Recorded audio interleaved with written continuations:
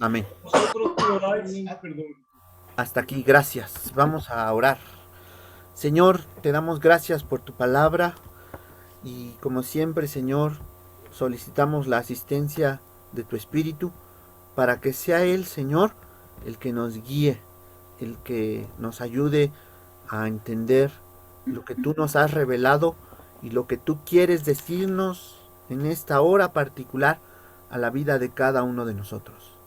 Padre, te bendecimos en el nombre amoroso de nuestro Señor y Salvador Jesucristo. Amén. Quiero reflexionar en torno a Génesis capítulo 16. En esta serie de predicaciones que titulé Las preguntas de Dios. Y el tema de la predicación de hoy está basado en Génesis 16:8. Vamos a Génesis 16:8. Dice, y le dijo Agar, sierva de Sarai, ¿de dónde vienes tú y a dónde vas? Esa pregunta, esa doble pregunta, le da título a la reflexión de esta tarde. ¿De dónde vienes tú y a dónde vas? Y podríamos desde luego aplicárnosla cada uno de nosotros en este momento también.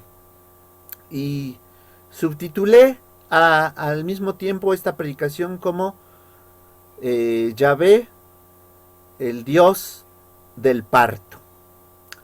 El relato bíblico de este domingo nos ubica dentro de un conflicto familiar ocasionado por el embarazo de Agar, la esclava egipcia de Sarai, la cual es entregada sin su consentimiento, claro está, a Abraham, el padre que todavía no es, para que éste la embarace.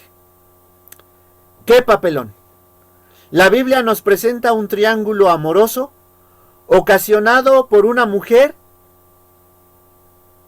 que quiere resolver por sus propios medios su esterilidad, en lugar de esperar en la promesa de Dios.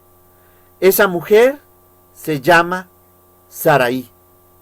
Para los tiempos que vivimos, la entrega de la esclava Agar a Abraham, que ejerció su dueña, su ama, Sarai, sería tipificado quizá como abuso de autoridad, abuso de confianza, explotación sexual, secuestro, esclavitud, maltrato físico, psicológico y violación.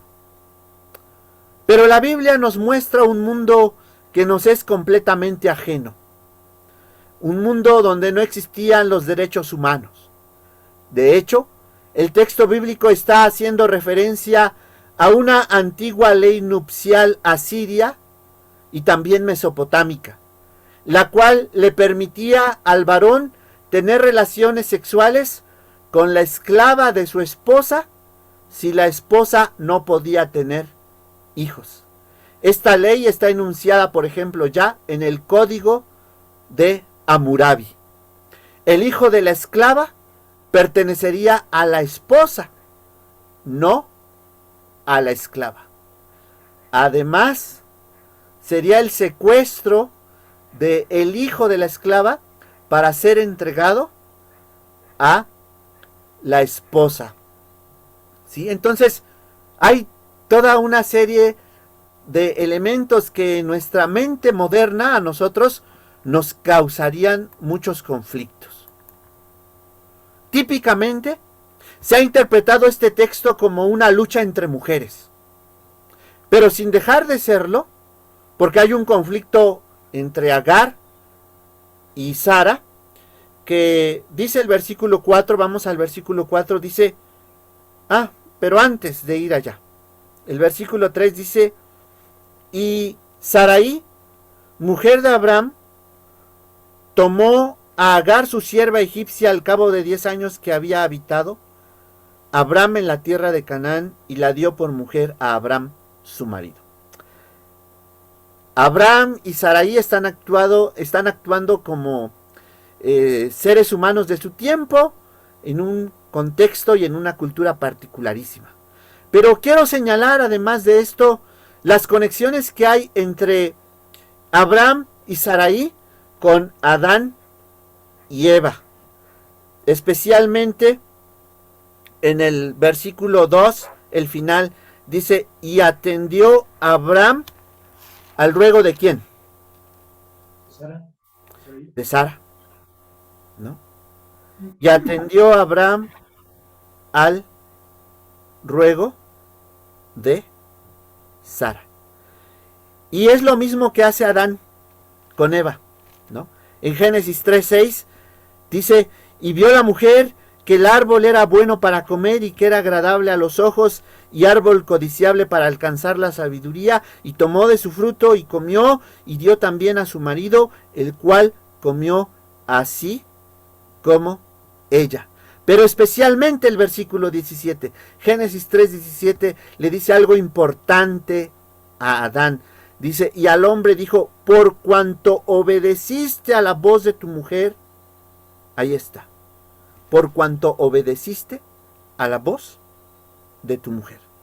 Y Abraham, lo mismo que Adán, según el final del versículo 2, atiende a la voz de su esposa. Y atendió a Abraham el ruego de Sarai. Entonces esto mete un conflicto en este matrimonio. Vamos a Génesis 16:4. Dice, y él se llegó a Agar, la cual concibió, y subraya en su Biblia, cuando vio, subraya el verbo ver, y cuando vio que había concebido, miraba con desprecio a su señora. Como he dicho hace un momento, típicamente se ha interpretado este texto como una lucha entre mujeres, pero sin dejar de serlo, el texto va más allá de una simple disputa familiar. Desde el versículo 5 podemos avisorar que es Dios quien se va a encargar del desenlace de las tensiones que se han introducido en el matrimonio del patriarca Abraham y de la matriarca Sara, justamente. Por una parte, ¿por qué este matrimonio está experimentando problemas? Por una parte, porque Abraham no ha confiado en la promesa de Dios de que él va a ser padre. Porque Sara se ha desesperado ante su esterilidad y quiere resolver por sus propios medios su falta de hijos. Y entonces, ¿cómo resolvemos o cómo resuelven los que están casados sus disputas en el matrimonio? ¿Cómo lo hacen?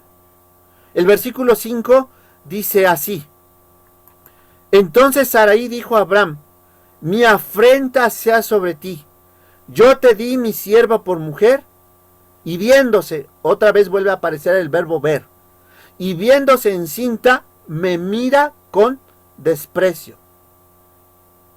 Juzgue Jehová entre tú y yo.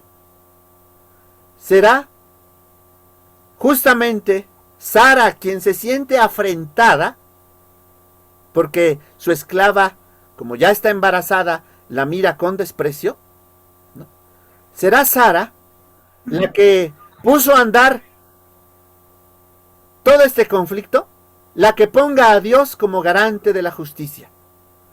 Juzgue Jehová entre mí, entre tú y yo.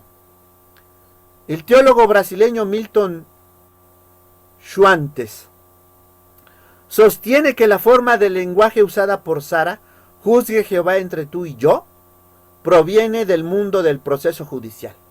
Vamos a Génesis 31:53. Sara está poniendo a Dios por juez. Génesis 31:53 dice, el Dios de Abraham y el Dios de Nacor juzgue entre nosotros. Y Éxodo 5:21. También Éxodo 5:21 dice así, les dijeron, mire Jehová sobre vosotros y juzgue. Y es lo mismo que hace Sara. Sara le dice a Abraham, que el Señor sea nuestro juez. Que Dios diga aquí, que el Señor resuelva esta disputa.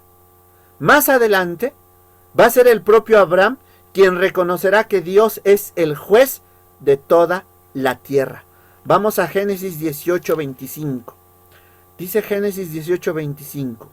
Lejos de ti el hacer tal que hagas morir al justo con el impío y que sea el justo tratado como el impío. Nunca tal hagas. El juez de toda la tierra no ha de hacer lo que es justo. Siempre, hermanos, en nuestras disputas familiares, en nuestros conflictos matrimoniales, hemos de recurrir como creyentes, como cristianos y cristianas, a la justicia de Dios.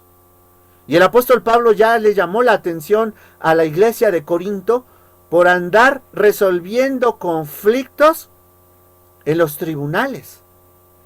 Diciéndole Pablo, ¿cómo es posible que ustedes hagan eso cuando ustedes van a juzgar al mundo en el futuro?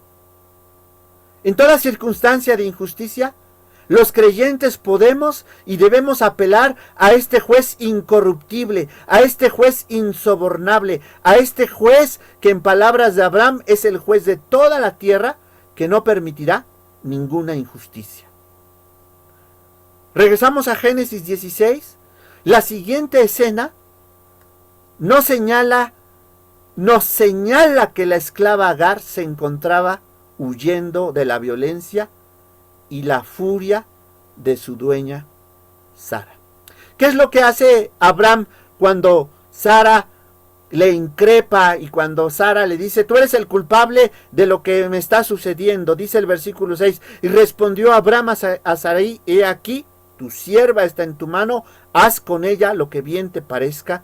Y como Sarai la afligía, ella huyó de su presencia. ¿Sabe cómo resolvió Agar el conflicto? Golpeando. Sara resolvió el conflicto golpeando a Agar. Eso es lo que dice el texto en hebreo. Cuando dice ella la afligía, la palabra hebrea que está ahí es que Sara la tundía. Sara le pegaba. Y aquí hay una contradicción en el actuar de Sara. Sara está apelando a la justicia de Dios, pero al mismo tiempo está tomando la justicia en sus propias manos, apaleando a Agar. A veces así de contradictorios también somos nosotros. ¿Qué hace esta mujer extranjera y esclava que ya está embarazada? Dice el versículo 6, el final, y como Sarai la afligía, ella huyó de su presencia. En este contexto, ¿quién quiere leer el versículo 7? Pero el ángel de Yahvé la halló junto a un manantial de aguas en el desierto, junto al manantial que está en el camino de Shuf. Ahí está.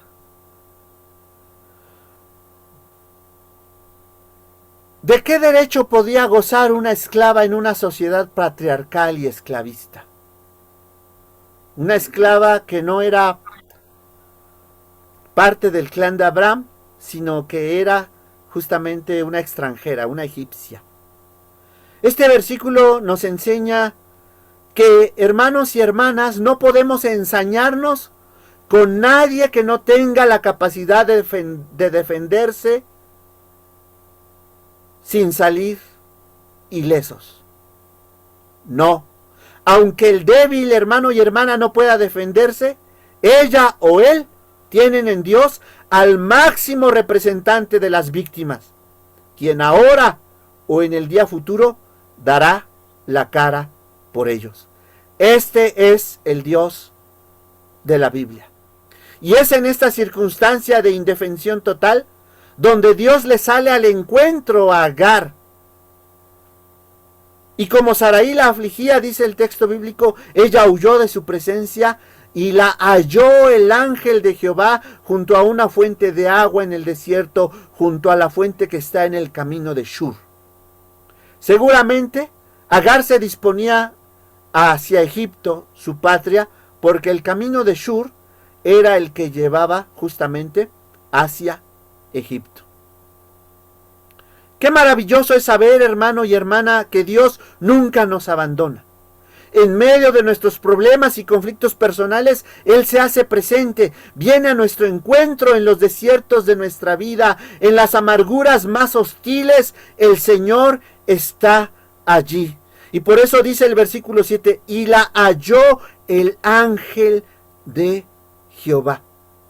Este ángel, desde luego, no debe confundirse con los mensajeros de Dios, sino que en la teología del autor yavista, de donde procede esta narración, el ángel de Yahvé es Dios mismo, a quien por otra parte nadie puede ver, pero cuando el Señor se le aparece a alguien, en la teología del autor yavista, lo hace a través de su ángel, a través de este modo físico. En este encuentro con Dios, hermanos y hermanas, Agar es transformada. Pero antes, el Señor inquiere sobre ella. Dios le pregunta, ¿de dónde vienes tú y a dónde vas? No porque no sepa qué ha sucedido con la esclava Agar, sino precisamente porque quiere que esta mujer se haga consciente de lo que le está pasando y por qué le han acontecido estas cosas que padece. Le dijo el ángel del Señor, Agar, sierva de Sarai, ¿de dónde vienes tú y a dónde vas? Y ella respondió, huyo de delante de Sarai, mi señora. Frente a la experiencia de Agar y frente a nuestra propia vida, hermanos y hermanas, ¿de qué estamos huyendo? ¿Hacia dónde nos estamos dirigiendo? La pregunta del Señor la ubica en dos tiempos, en el pasado y en el futuro. La pregunta, ¿de dónde vienes tú?, denota un origen, mientras que la cuestión, ¿y a dónde vas?, señala un destino. El texto bíblico recién ha ubicado a Agar también espacialmente, ya que Dios la encontró junto a una fuente de agua en el desierto, junto a la fuente que está en el camino de Shur. Ahora, Dios quiere ubicarla temporalmente. ¿Qué tiempo y espacio estás ocupando y habitando ahora mismo? Estos textos bíblicos nos enseñan que en Dios vivimos y nos movemos y somos, como el apóstol Pablo citó a un poeta. En Él vivimos y nos movemos y somos. Bajo esta pregunta que Dios le hace a Agar, ¿de dónde vienes tú y a dónde vas?, es que Él está diciendo que ella está bajo las coordenadas de Dios. Esto es muy importante, hermanos y hermanas. Así podemos entender que aunque estemos huyendo de la realidad, negando nuestros problemas, escapándonos de los conflictos, buscando salvación o simplemente nos encontremos perdidos, deambulando de aquí para allá y sin encontrar sentido alguno en esta vida, la pregunta que Dios le hace a Agar señala que ella y que nosotros mismos estamos bajo la total y absoluta cobertura de Dios. Yo no puedo decirles, hermanos y hermanas, que ustedes están bajo mi cobertura como pastor. Ustedes no están bajo mi cobertura como pastor. Usted, hermano y hermana, en su conflicto, en su desierto, en su problema, en su angustia, está bajo las coordenadas de Dios, porque Dios la ubica a usted temporal y espacialmente. Porque Dios viene a su encuentro. Porque Dios siempre nos encuentra. Y usted debe saberse, hermano y hermana, que no está bajo mi cobertura. Usted debe saberse que está bajo la cobertura de Dios. Como lo declaró así el salmista en ese precioso salmo, el Salmo 139. Vamos al Salmo 139, los versículos 7 en adelante. Y si usted no encuentra sentido a la vida ahora mismo, si está huyendo de sus problemas, si está frente a un deseo no cumplido, mire lo que dice el Salmo 139, el versículo 7 al 12. ¿A dónde me iré de tu espíritu? ¿Y a dónde huiré de tu presencia? Si subiera a los cielos, allí estás tú. Y si en el Seol hiciere mi estrado, he aquí, allí tú estás. Si tomare las alas del alba y habitare en el extremo del mar, aún allí me guiará tu mano y me asirá tu diestra.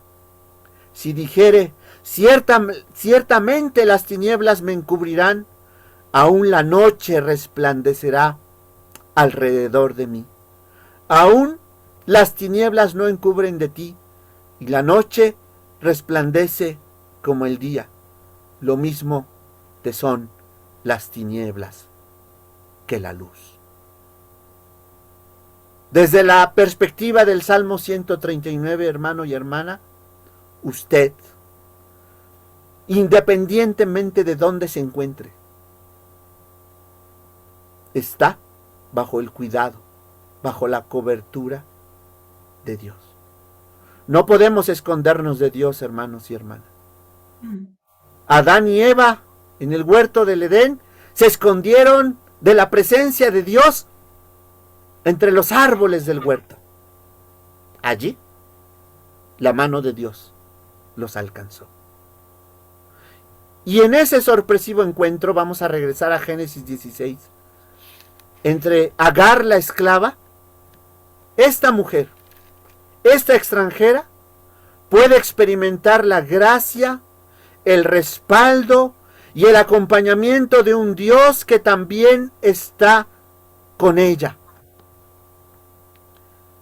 Y esto es muy importante porque, como dice la teóloga brasileña Mercedes Blancher, en este encuentro no de Agar con Dios, sino de Dios con Agar, porque el texto bíblico hace énfasis que Dios es el que la halla, Dios es el que la encuentra.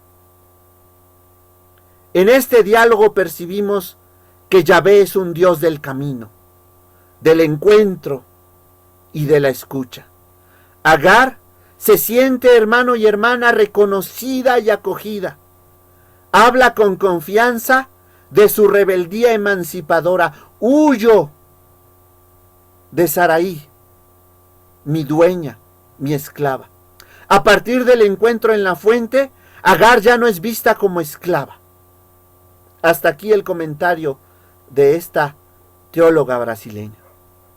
Dios le ordena, hermanos, no obstante, algo inaudito.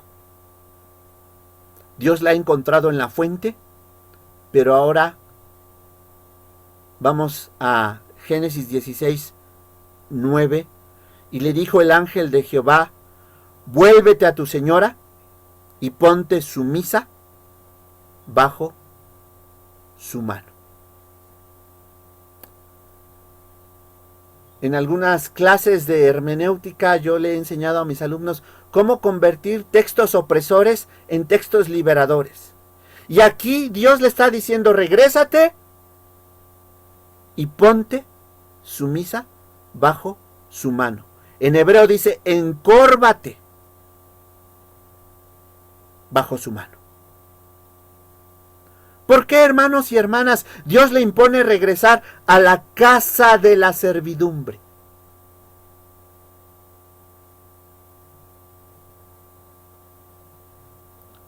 Creo que podemos apropiarnos de la experiencia de Israel en el Éxodo para saber por qué Dios le impone que regrese a la casa de la sumisión, a la casa donde se va a encorvar, a la casa donde esta mujer seguirá siendo esclava.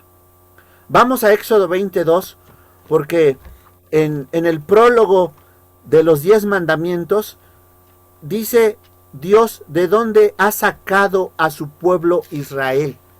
Éxodo 22 dice: yo soy Jehová tu Dios, que te saqué de la tierra de Egipto. ¿De casa de qué, hermanos y hermanas? De casa de servidumbre. Y quiero entonces que leamos la experiencia de Agar a partir de la experiencia del pueblo de Israel en la nación de esta esclava llamada Agar, que era egipcia. Vuelve a tu señora y cúrvate debajo de las manos de ella, dice el texto en hebreo. Podemos encontrar por qué Dios le ordena esto a esta mujer. Podemos encontrar la respuesta en el hecho de que la lógica del actuar de Dios escapa a nuestro propio modo de proceder y de responder ante las situaciones aciagas de la vida. ¿Sabe, hermano y hermana, por qué Dios le ordena regresar a Agar bajo la tutela de Sara? Porque lo mismo que el pueblo de Israel en Egipto, que es la casa de la servidumbre, como hemos leído en Éxodo 22, Dios va a hacer algo con esta esclava. Vamos a Éxodo 1, versículos 8 al 11, dicen Éxodo 1, 8 al 11, sígame en la lectura. Dice: entre tanto se levantó sobre Egipto un nuevo rey que no conocía a José, y dijo a su pueblo: he aquí, el pueblo de los hijos de Israel es mayor y más fuerte que nosotros. Ahora pues seamos sabios para con él, para que no se multiplique, y acontezca que viniendo guerra, él también se una a nuestros enemigos y pelee contra nosotros y se vaya de la tierra. Entonces pusieron sobre ellos comisarios de tributos que los molestasen con sus cargas, y edificaron para Faraón las ciudades de almacenaje, Pitón y Ramesés. Pero cuanto más los oprimían, versículo 12, tanto más se multiplicaban y crecían, de manera que los egipcios temían a los hijos de Israel. Bajo esta lógica de Éxodo, pero cuanto más los oprimían, tanto más se multiplicaban y crecían, es que debemos leer la orden que Dios le impone a Agar. Regresa, vuelve a tu señora y ponte sumisa bajo su mano. Porque Dios va a hacer que Agar, la esclava egipcia, sea multiplicada a pesar de la opresión reinante. Y por eso en el versículo 10, mire lo que Dios le dice a Agar. Génesis 16:10, le dijo también el ángel de Jehová: multiplicaré tanto tu descendencia que no podrá ser contada a causa de la multitud. Esto es muy importante. Es muy importante porque Dios le da a Agar la misma promesa que le da a Abraham. Génesis 17:2 dice: y pondré mi pacto entre mí y ti, y te multiplicaré en gran manera. Lo extraordinario de Génesis 16 es que esa promesa Dios se la hace a una mujer, a una esclava y a una extranjera. El texto bíblico nos está diciendo que Yahvé es el Dios que acoge a la esclava en la aflicción, en su sufrimiento social. El proyecto de Dios, hermanos y hermanas, siempre se abrirá camino a pesar de nuestros errores, a pesar de nuestras fallas, a pesar de nuestra infidelidad y a pesar de nuestros conflictos personales. Agar puede regresar a la casa de opresión, a la casa de sus amos, porque Dios se acaba de comprometer con esta mujer esclava. Multiplicaré tanto tu descendencia que no podrá ser contada a causa de la multitud. Esta, como he dicho, es la misma promesa que Dios le da a Abraham también en el versículo 6 de Génesis 17.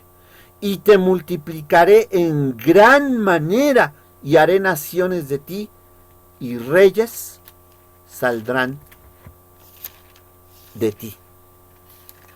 Esa es la misma promesa que Dios le hace a esta mujer. Vamos a Génesis 21, el versículo 13. Mire lo que Dios le dice a Abraham.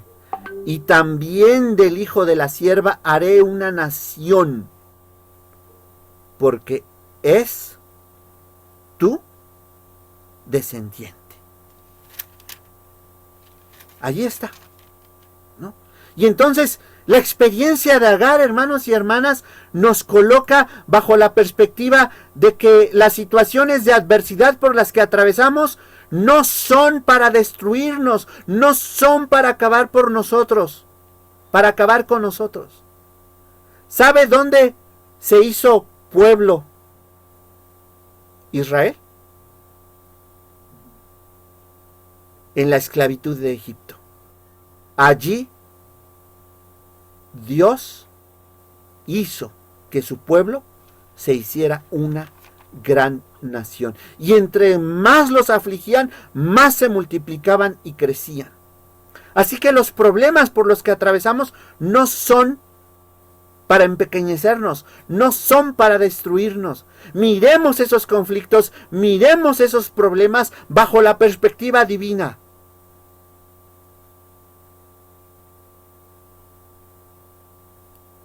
Génesis 16:11 dice: además le dijo el ángel de Jehová: he aquí que has concebido y darás a luz un hijo.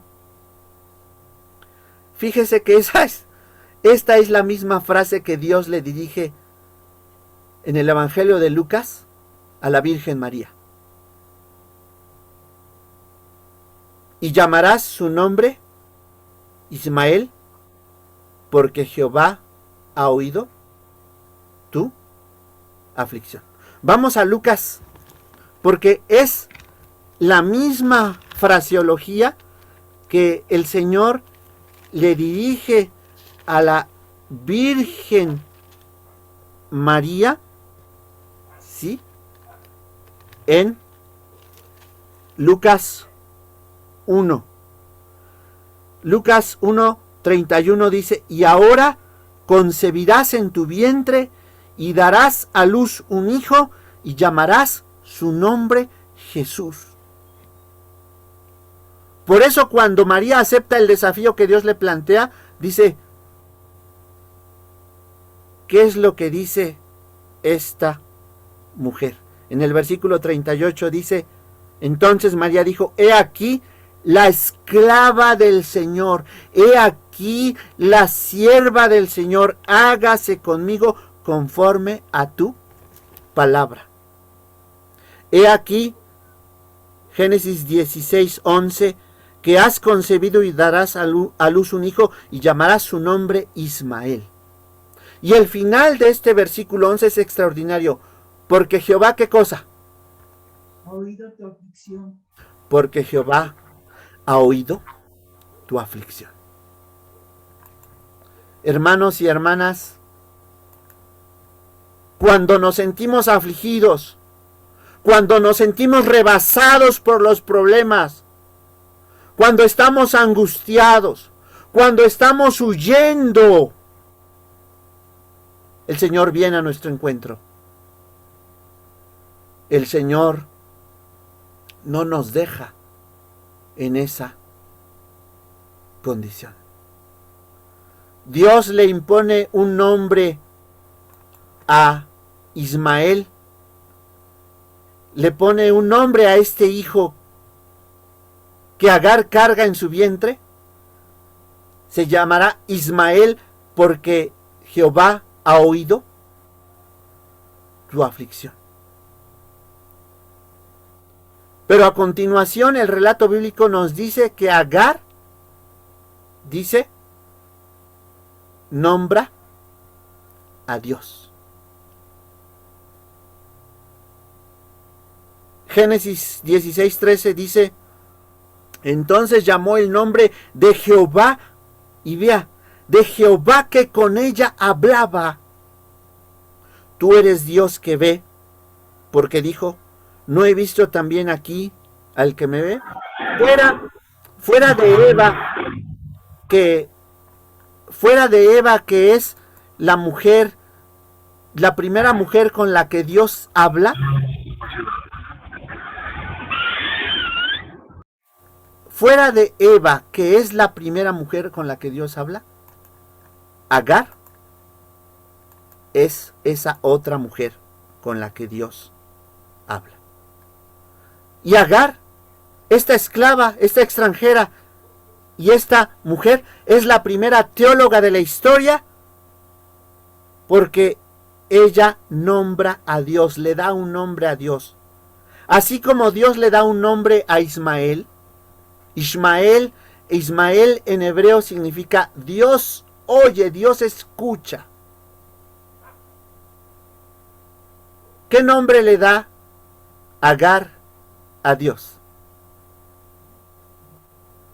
Entonces llamó el nombre de Jehová, que con ella hablaba, tú eres Dios que ve, porque dijo, ¿no he visto también aquí al que me ve? Por lo cual llamó al pozo, pozo del viviente que me ve. Pero aquí, hermano y hermana, tenemos una sorpresita que el texto bíblico nos da. En el versículo 13. ¿No he visto también aquí al que me ve? No sé cómo dice tu versión, Roge, en el versículo 13. ¿No he visto aquí yo también las espaldas de aquel que me ve? Ahí está. No he visto aquí las espaldas de aquel que me ve. ¿Y quién es el único que ha visto las espaldas de Dios? Moisés. Toda la vida, nos han enseñado que Moisés fue el único que vio las espaldas de Dios. Vamos a Éxodo 33:23. Éxodo 33:23, que leímos en algún momento del desarrollo de este culto. Fíjese cómo dice Éxodo 33:23. Dice, después apartaré mi mano y verás mis espaldas, mas no verás mi rostro.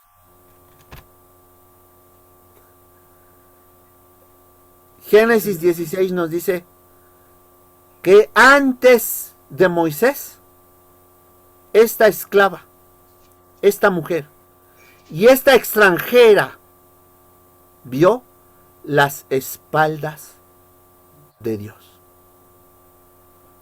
Casiodoro de Reina tradujo en 1569 la Biblia del oso y él tradujo así este versículo. Entonces ella llamó el nombre de Jehová que hablaba con ella, Atá el Roi, tu Dios de vista, porque dijo, ¿no he visto también aquí las espaldas del que me vio? Agar, hermanos y hermanas, se convierte así en la primera teóloga de la historia, una mujer esclava, encinta y extranjera. Con esto, el texto, hermanos y hermanas, ya debe decirnos muchísimo. Porque además, como he dicho, fuera de Eva, Agar es la primera mujer que tiene el privilegio, la honra de dialogar con Dios. Dios establece una línea de comunicación con esta mujer. Eso debe decirnos bastante.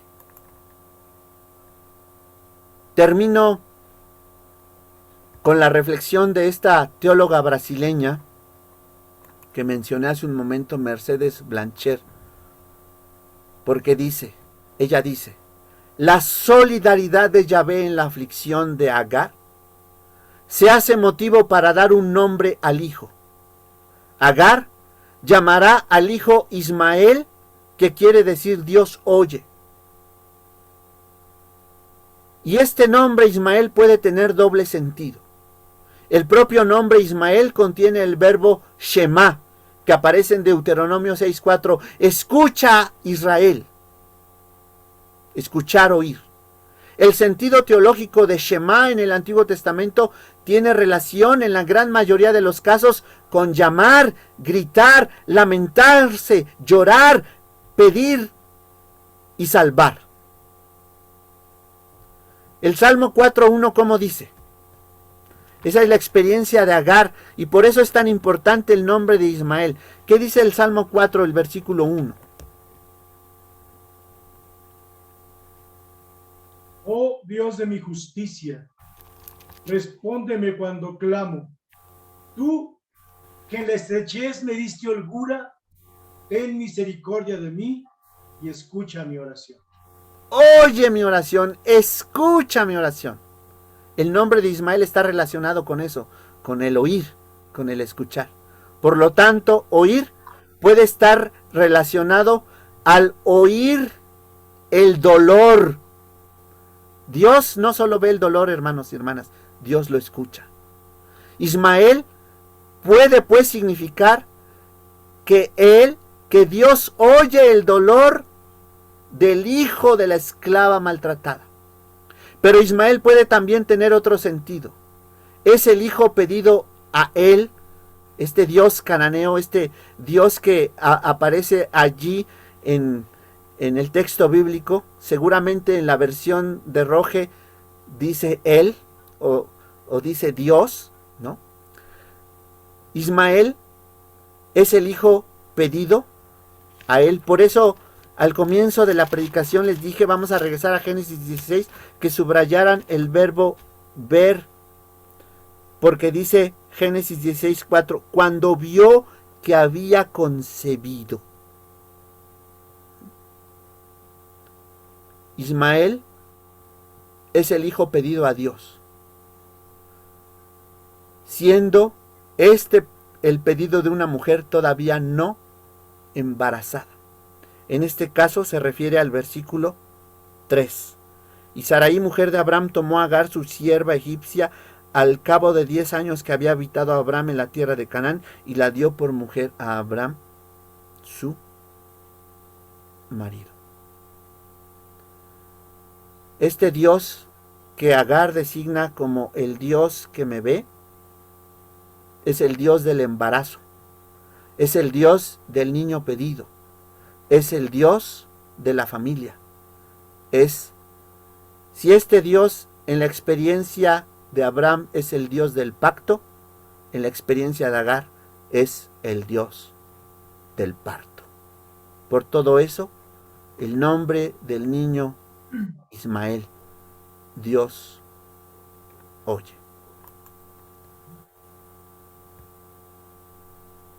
Así que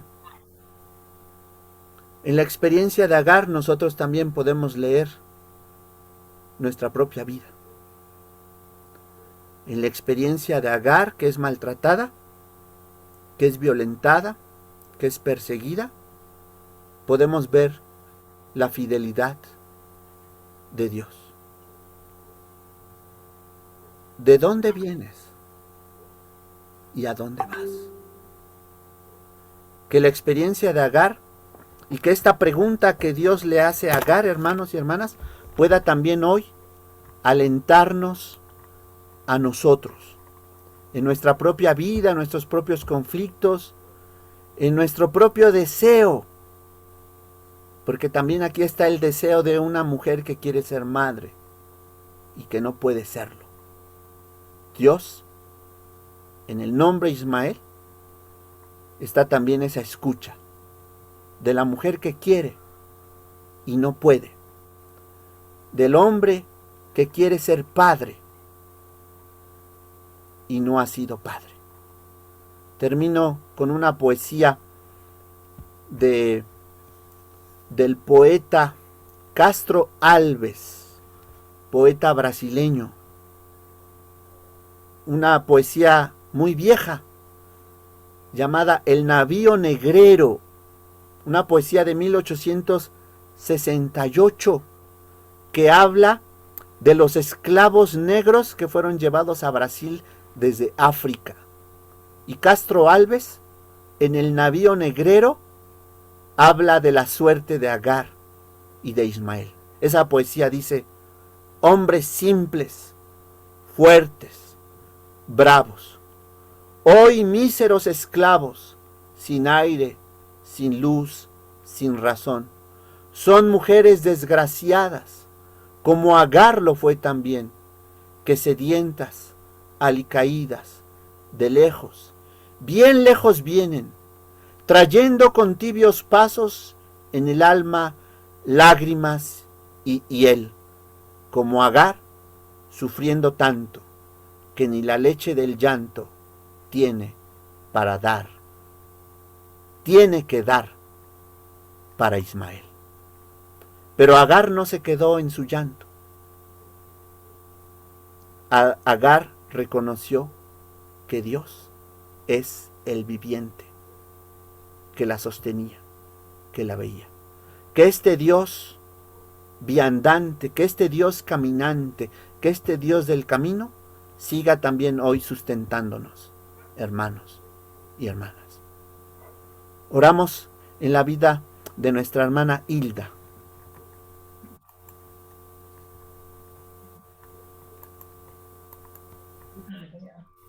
Señor Dios Todopoderoso, bendito y alabado seas, y te damos gracias por la palabra que hoy escuchamos, Padre mío, con nuevas que nos diste a través de la palabra de nuestro pastor. Te damos infinitas gracias, Señor. Nuevamente te rogamos también, Padre mío, que no olvidemos que este día oímos cosas nuevas, que siempre estarás conmigo en todas nuestras súplicas, Padre mío, que no dudemos nunca de ti, Padre Santo,